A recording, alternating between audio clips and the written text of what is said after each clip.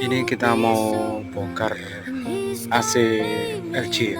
LG ini kita mau ganti merek media juga ini.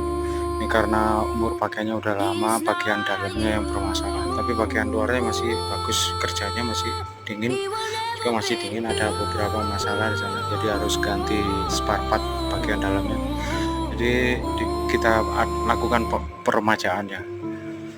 Ini kurang lebih AC-nya ini sudah bertahan 10 atau 11 tahun lebih ini, dan masih dingin.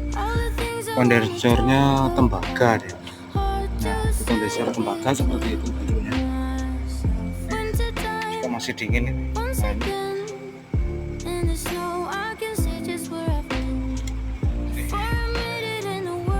Covernya seng ya, jadi lumayan bagus ini sebenarnya LG.